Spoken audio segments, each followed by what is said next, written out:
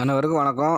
நம்ம இன்றைக்கி சேனலில் என்ன பார்க்குறோம்னா, ஒரு இயற்கை மலம் தேன்கூடு எப்படி கட்டியிருக்கு, அது எவ்வளோ பக்கத்தில் காட்ட முடியுங்கிறத நம்ம இந்த வீடியோவில் பார்க்குறோம். அதுக்கு முன்னால்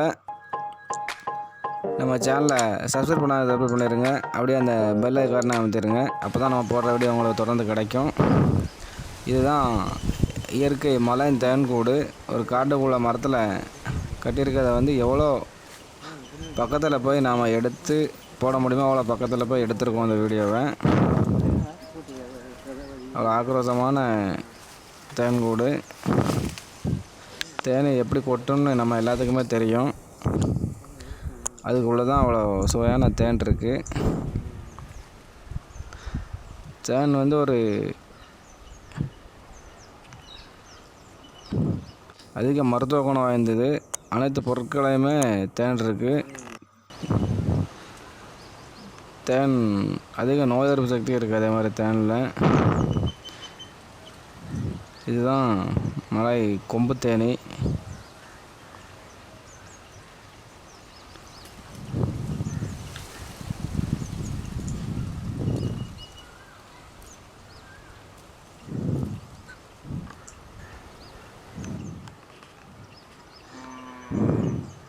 தேனிகளை பற்றி சொல்லணும்னா, தேனி கிட்டத்தட்ட ஒரு தன்னோட கூட இருக்கிறதுலேருந்து ஒரு கிலோமீட்டர் தூரம் வரைக்கும் இருக்கிற அனைத்து பூக்கள்லாம் இருந்து மகரந்தத்தை சேமித்து வரும். நாம் எல்லாருமே தேன் பூவில் இருந்து எடுக்கிற அந்த இனிப்பு பொருள் தான் தேன் நாம் நினச்சிட்ருக்குறோம். அப்படி இல்லை. அந்த பூக்களில் கிடைக்கிற அந்த மகரந்தத்தையும் அதில் இருக்கிற இந்த இனிப்பு பொருட்களையும் தேனி எடுத்துகிட்டு தன்னோட கூட்டு கொண்டு தன்னோட வாயில் இருக்கிற நொதியால் நொதிக்க வச்சு அதை ஒரு கெட்டு போகாத பொருளாக மாற்றி தன்னோட குஞ்சுகளுக்காக சேமித்து வைக்கும். குஞ்சுகளுக்காகவும் தேன்கள் கிடைக்காத நேரத்தில் உணவை பயன்படுத்துறதுக்காக தன்னோட ஒரு சேகரிக்கிற உணவில் ஒரு பகுதியை தன்னோட உணவு தேவைக்கு போக இன்னொரு பக்கத்தை சேமித்து வைக்கிது. அது தன்னோட குஞ்சுகளுக்கும் தேன் கிடைக்காத வேலைகள்லையும் அது பயன்படுத்திக்கிறது. அதைத்தான் நாம் தேனாக எடுத்து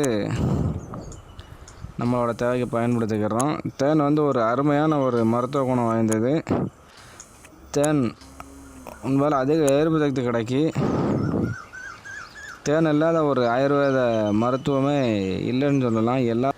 இந்த வீடியோ பிடிச்சிருந்தா லைக் பண்ணுங்கள், கமெண்ட் பண்ணுங்கள், சப்ஸ்கிரைப் பண்ணுங்கள். அப்படியே அந்த பெல் ஐக்கானை அமைச்சிருங்க. மறக்காமல் நம்ம சேனலை தொடர்ந்து பாருங்கள். வீடியோ மூலமாக பார்த்ததுக்கு நன்றி.